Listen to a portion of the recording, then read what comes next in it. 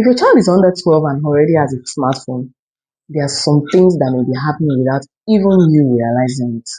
Not because you don't care or you are careless or you are lazy as a parent, but because phones have become normal. Everyone has a phone, every child seems to have a phone, so it starts to feel harmless.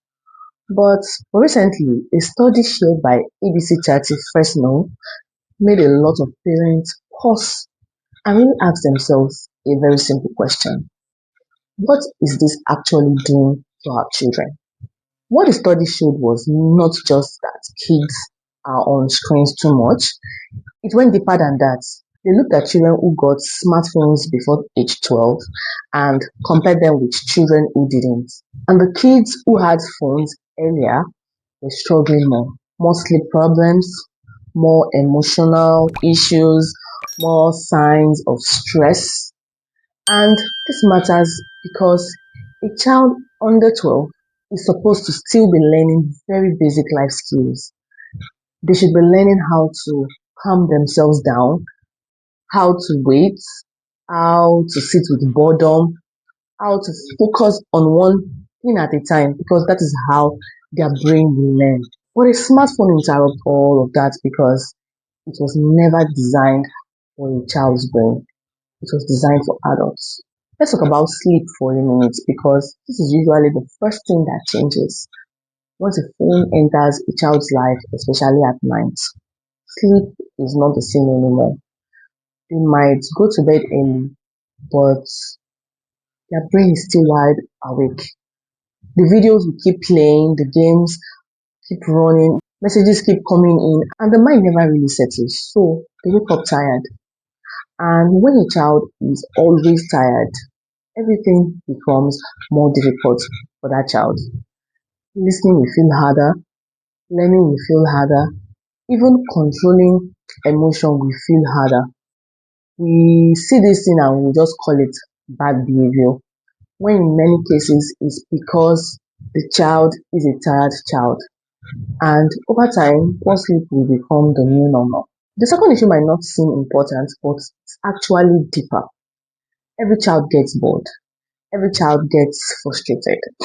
That's how they learn. And when a phone is always available, boredom does not last long enough to teach anything.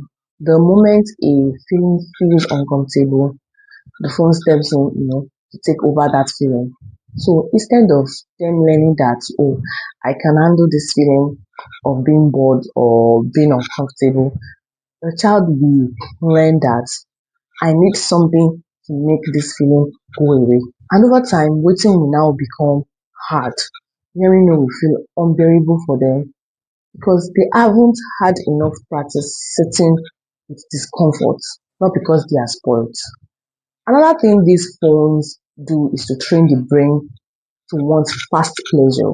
One video leads to another, one game gives another instant satisfaction. So slowly the brain starts to choose what feels good quickly and avoiding anything that takes effort. So homework will now become overwhelming for them. Quiet time will feel uncomfortable. Anything slow will become boring. These changes don't show up as one big dramatic problem that you have to rush yourself to the hospital or to a therapist, but it shows up in small everyday moments. Short tempers, poor focus, big reactions to small things. And because it happens gradually, we adjust to it. And without shaming us, phones has really made life easier for parents. They buy us some quiet, they buy time, they help us survive busy days, which doesn't make us bad parents. But what help us cope today can shape our children tomorrow. This is not to say that we should ban phones forever, but let's ask ourselves one honest question. Is this phone actually helping my child grow? Or is it just helping me get through the day as the parents? Because the earlier the phone, the higher the risk. That's what that research is pointing to. You are the parent and you decide what is normal in your home. If you enjoyed this video, kindly give it a thumbs up. You can also drop your thoughts on this topic and I will see you in my next video.